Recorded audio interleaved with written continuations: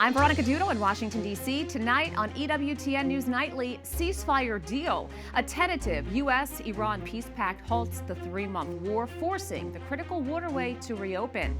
Behind closed doors, former Attorney General Pam Bondi faces intense questioning from lawmakers over the Justice Department's release of the Epstein files. Plus, faith remembered. During its journey through Georgia, the National Eucharistic Pilgrimage honors a group of Franciscan Martyrs ahead of October's Beatification. These stories and more tonight.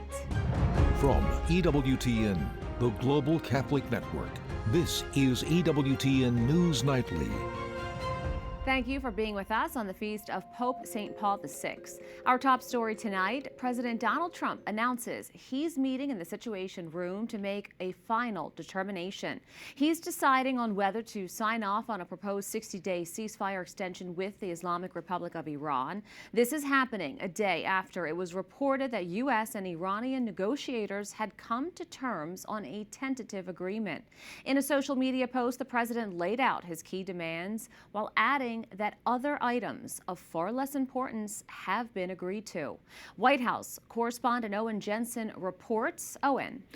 Veronica, good evening to you. Today, before heading into the Situation Room, President Donald Trump reiterated his demand that Iran must agree it cannot have any nukes and that the Strait of Hormuz must be immediately open with no tolls. In addition, the president said the U.S. naval blockade will now be lifted. They're negotiating on fumes. 3 months into the war with Iran, decision time for President Donald Trump on the proposed extended ceasefire. Regarding the Strait of Hormuz, on Truth Social he demands all water mines, bombs, if any, will be terminated. We have removed through detonation numerous such mines with our great underwater minesweepers. Iran will complete the immediate removal and/or detonation of any mines that are left, which will not be many.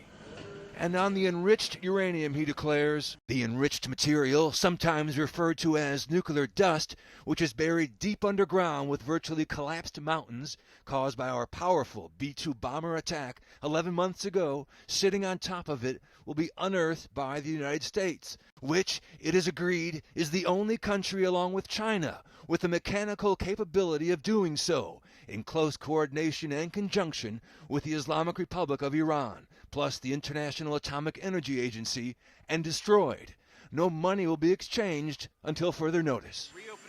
Just yesterday, Vice President J.D. Vance told reporters, and we're in a position where we could substantially set back their nuclear program, not just during the term of this president, but over the long term. That's a very, very good thing for the American people. So we're not there yet, but we're very close. We want to keep on working at it. At the State Department, shaking hands for the cameras but taking no questions, Thank you, guys. U.S. Secretary of State Marco Rubio meets with his Pakistani counterpart. This as the tentative deal to extend the fragile ceasefire hangs in the balance.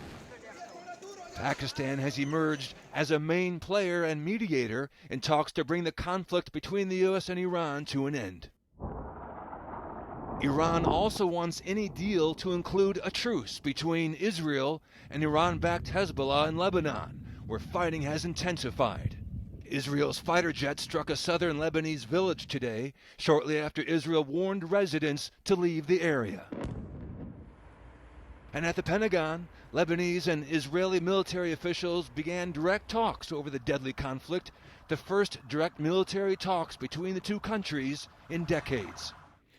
Also tonight, since the U.S.-Iran ceasefire began about 7 weeks ago, both sides have traded strikes and accusations of ceasefire violations.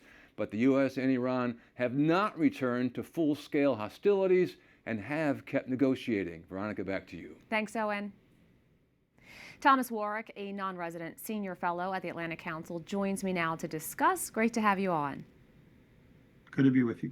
So we have a tentative 60-day ceasefire extension. Is this 2-month window a genuine diplomatic breakthrough or a temporary pause before fighting resumes? A little of both, actually. What this represents is a small deal. Originally, President Trump had proposed a much bigger deal that would have settled a whole host of issues between Iran and the United States. What we're looking at now is a deal only on the first of those, which is reopening the strait. And what we're likely to see is a gradual reopening and a gradual increase of traffic. And then they will start to negotiate the much tougher issues. What's going to happen to Iran's nuclear material and its nuclear program? What will be the lifting of sanctions and frozen assets, and then other issues. So we are a long way away from the end of this. Now, you have done negotiations before, including with Iranians. Obviously, it seems both sides are a little bit far apart. What do you think are some of the points that would convince President Trump to potentially approve this deal versus walking away? Well, he does need to have some resolution of the closure of the Strait of Hormuz. It's putting enormous strain on Americans having to pay for higher gasoline and oil prices, higher diesel prices, reduced fertilizer supplies for farmers. So there are a host of economic problems associated with this. And so he needs some kind of resolution. However, so do the Iranians. For the similar reason, their own economy is in trouble. And ironically, Iran, while it exports oil, it actually imports gasoline. And so it's not getting any of that. So there are problems on both sides that are driving both sides to some kind of solution. But the differences are enormous. There is no trust between Washington and Tehran on both sides. There is actually an enormous amount of cultural misunderstanding on both sides. And so my concern is, although we have an agreed text on a printed page, it's possible that Washington and Tehran have a different understanding of what those words mean. So I suspect we're going to see this thing head for a bit of trouble in the opening days or weeks. And we'll see if we can get through that, which I hope we can. And then it'll be a couple of months before we really know if there's any actual progress on the more difficult issues. Well, we'll have to leave it there. Thomas Warwick, thank you so much. You're welcome. Former U.S. Attorney General Pam Bondi was back on Capitol Hill today to answer questions about the Jeffrey Epstein case. This is her first transcribed interview since her firing by President Trump and disputes over the DOJ's release of millions of documents. Capitol Hill correspondent Eric Rosales has been following this investigation from the very beginning and joins us with the latest. Eric. Good evening, Veronica. The interview took place before the House Oversight Committee, but it was not on videotape or under oath. It was only a transcribed interview. According to her released opening statement, the former Attorney General Pam Bondi did say behind closed doors that she is proud of the Department of Justice's record and commitment to transparency under her tenure. But Democrats said any questions they asked about President Trump's involvement with Epstein or the investigation were met with objections. She refused to answer any questions about President Trump. In fact, she said that she would not speak or respond to any questions that had anything to do with President Trump. This is a cover-up. This will be remembered as the largest cover-up likely in American history, and it is clear that this interview is a smokescreen to try to show the American people that they are complying while they are not. During her testimony, Bondi admitted that there were redaction errors in the release of the Epstein files and said that it was, quote, an enormous, complicated, and labor-intensive process. Epstein's former victims say they deserve more. Survivors' names over and over and over were exposed, yet we see time and time again perpetrators' names have been redacted when they shouldn't have been. Well, are we going to get some answers about that? I hope so. Those are the questions we're going to ask. Chairman James Comer was the only Republican at the hearing. He did say the victims need to be better protected and deserve the truth.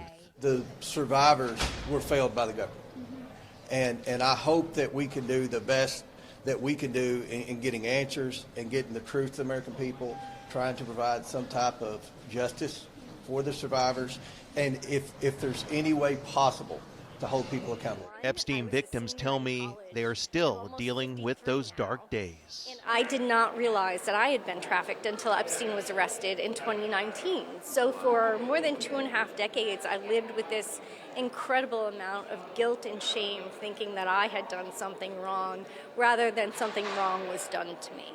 Congressman Comer says at least a half a dozen more interviews will take place in the months ahead. At the Capitol, Eric Rosales, EWTN News Nightly. A federal judge has temporarily blocked the Trump administration from issuing payments from a new $1.7 billion settlement fund.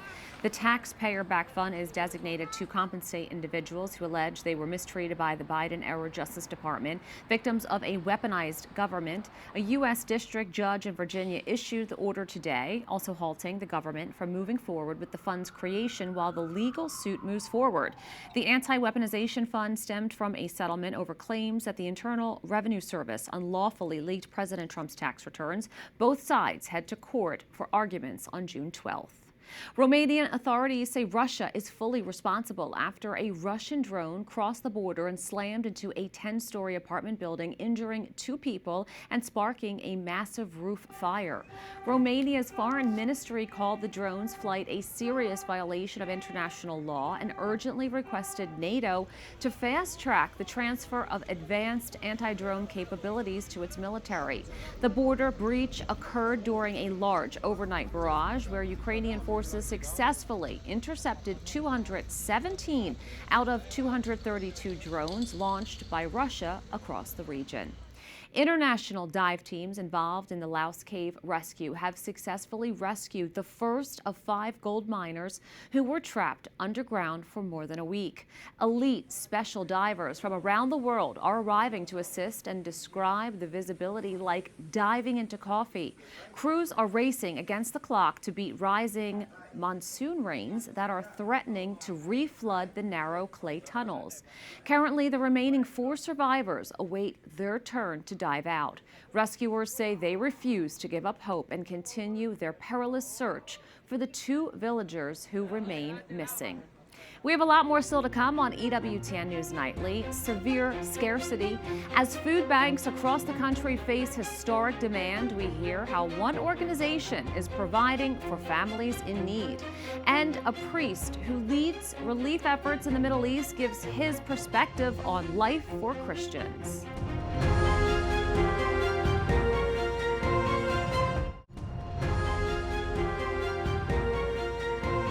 Americans across the U.S. are struggling as food banks and local pantries are reporting a surge in demand. Recently, lines have been stretching longer than during the height of the pandemic. According to federal data, severe food scarcity has increased from 4% to 10%. Lower to middle-income families are dealing with stagnant wages and rising cost of living expenses. Recent policy shifts slashed SNAP benefits, removing nearly 5 million people from enrollment. Many now rely on charitable donations to survive. As regional networks say they're operating at capacity, food bank directors warn they're running out of food and funding to meet the demand. Here to give us a look at what's happening is Jonathan Tretro, the Vice President of Economic Empowerment at Catholic Charities Boston. Thanks so much for joining us. Thank you for having me. You directly oversee 4 food pantries in Massachusetts. What's happening on the ground there in terms of demand? That's correct. Catholic Charities Boston has 4 food pantries across the cities of Brockton, Dorchester, Lowell, and Lynn. This past year, we've served nearly 70,000 people through these 4 food pantries, almost 3 million pounds of food through these 4 locations. And just over the last 3 months, we've seen over 2,000 new households register who have never come to our food pantries before, who are seeking help with food assistance because of the many pressures that are sort of colliding to put pressure on their family budgets. And so they're reaching out to us for help. What are people telling you about why they need the pantry's help? And are you seeing families seeking help for the first time? We are seeing families seek help for the first time. So about 2,000 new households over the past 3 months have come to us for the first time asking for this type of support.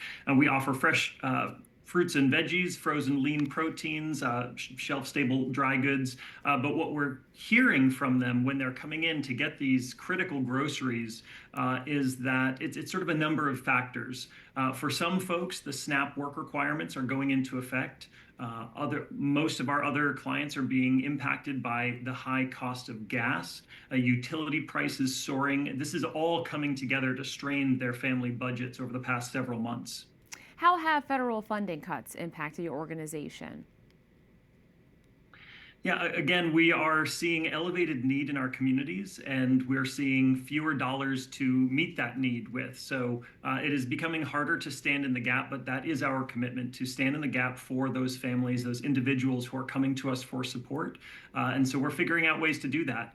Most recently, we had to double the credit limit on our fuel cards so that the trucks, the vans that operate to receive donations, to go to the local food bank, to pick up our orders, those cards were getting shut off at the pump. So we had to double that credit limit for our staff members to be able to do their job day in and day out.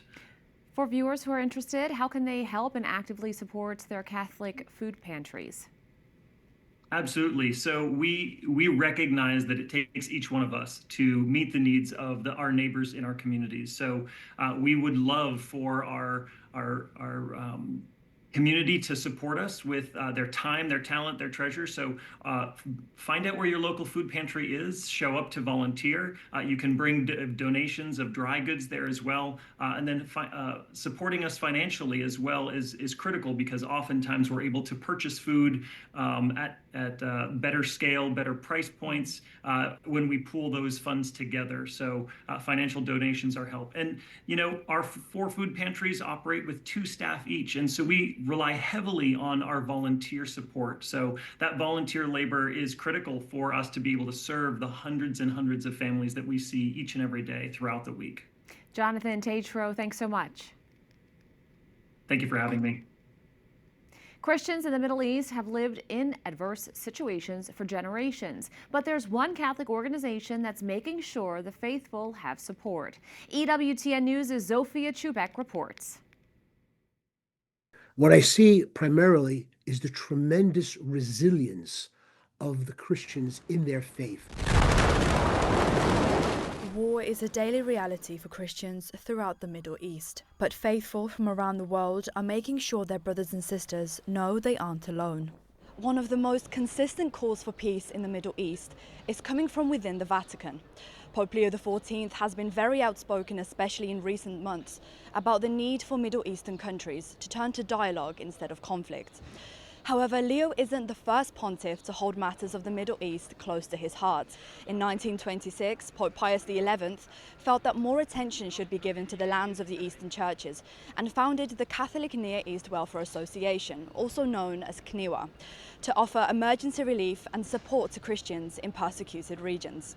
Some of the persecution that is very much a focus of our attention in terms of trying to bring both attention and aid would be to those Christians who are living in the West Bank, whether the area is the area around Bethlehem or going north up to Taibe, where you have radical settlers who have begun to move into and to take away lands that really belong to the Christians. Celebrating their 100th anniversary this year, CNEWA has a strong global presence and is found in areas like Jerusalem, Lebanon, Jordan, India and Ethiopia.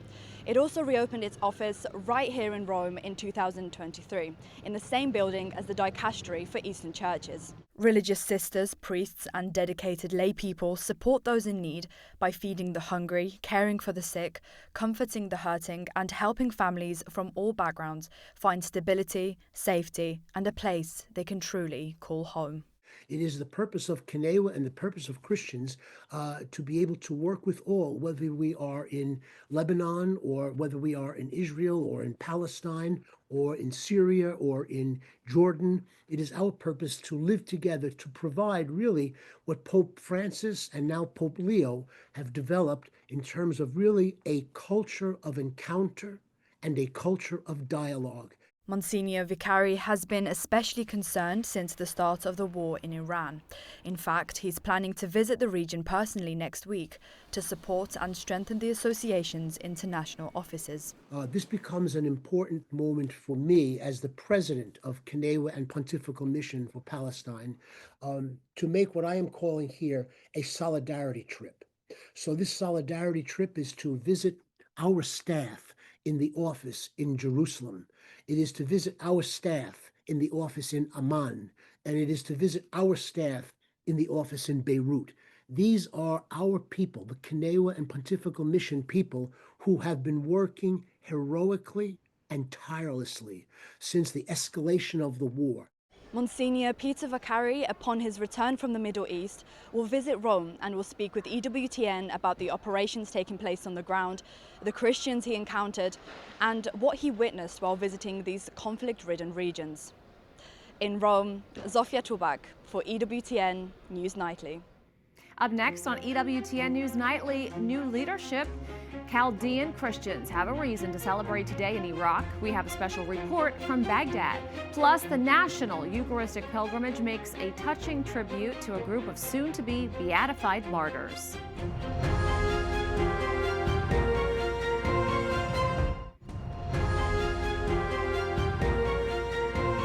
The National Eucharistic Pilgrimage is making headway along the East Coast, traveling through Georgia this week. EWTN's Roselle Regis has that report from Savannah. I'm in beautiful downtown Savannah, Georgia, following the National Eucharistic Pilgrimage after its kickoff in Florida earlier this week. Right behind me is the Cathedral Basilica of St. John the Baptist, just one of the many stops in the Peach State. After the transfer of the monstrance by boat to Georgia's St. Mary's waterfront, the night ended with all-night adoration at Our Lady Star of the Sea Parish. Then the pilgrimage stepped foot in Darien, Georgia, where 400 years ago, 5 Spanish Franciscan missionaries evangelized the indigenous Wale people. These men of faith are known as the Georgia Martyrs. Father Pablo Migoni loved that the pilgrimage highlighted the Georgia Martyrs ahead of their beatification in October, ultimately bringing awareness to the history of Catholicism in South Georgia, where there aren't many Catholics. South Georgia, we are less than 3% of the total population, so we're small communities, small parishes. So it's a really big deal that we will have a ceremony that will bring, international attention, definitely national attention, to these friars, to something that happened right here, where we gather, where we worship, where we live. The pilgrimage then made its way to Savannah, where I joined participants on a Eucharistic procession through the busy downtown streets as they made their way to the Cathedral Basilica of St. John the Baptist. I've been in several processions over my young life, but never with my family, and I want my children to experience it the same way I did back in Mexico with my family. It just seemed like such an amazing opportunity to, be part of a public witness to the true presence of the Eucharist, and I'm really excited to be here. After Savannah, Georgia, the next stop for the National Eucharistic Pilgrimage is Charleston, South Carolina. Reporting for EWTN News Nightly, I'm Roselle Regis. Today in Iraq, the Chaldean Catholic Church installed its new patriarch during a major ceremony at the Cathedral of St. Joseph. EWTN News' Rodi Sher reports from Baghdad. We are here at St. Joseph Cathedral in Baghdad, where just moments ago Patriarch Paul III Nuna was formally installed as a new patriarch for the Chaldean Catholic Church. The cathedral was filled with patriarchs, bishops, priests, and faithful who traveled from different parts of Iraq to witness for this historic moment for the Catholic Church in Iraq. From the morning, people began arriving at St. Joseph Cathedral in the heart of Baghdad. Some came from the capital, others traveled from Christian communities across Iraq to witness the installation of the new Chaldean Patriarch. Inside the cathedral, the ceremony gathered Chaldean bishops, clergy, faithful, Catholic and Orthodox patriarchs. The rite followed the Chaldean liturgical tradition, with prayers and hymns marking the start of Patriarch Paul III Nuna's ministry. One of the central moments was the Gospel reading, the passage in which Christ speaks to Peter and says, "You are Peter, and on this rock I will build my church." For the new Patriarch, those words point to the mission now ahead of him, to strengthen the faith of his people, protect unity, and bring hope to communities that have lived through years of war, displacement, and uncertainty.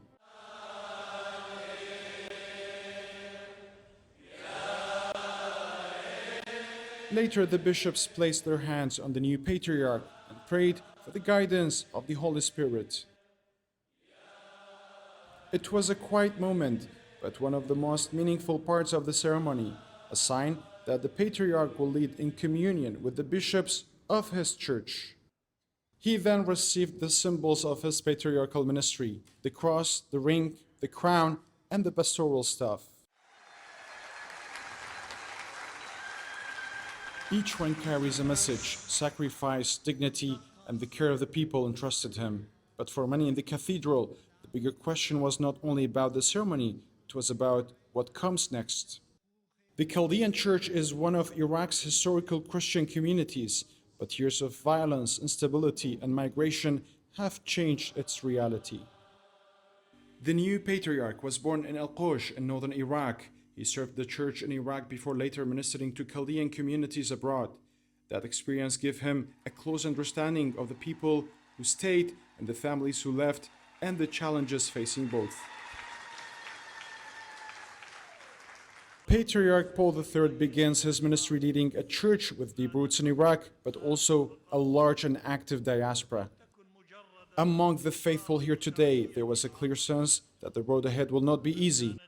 But there was also hope that his new leadership can help strengthen the Christian presence in Iraq.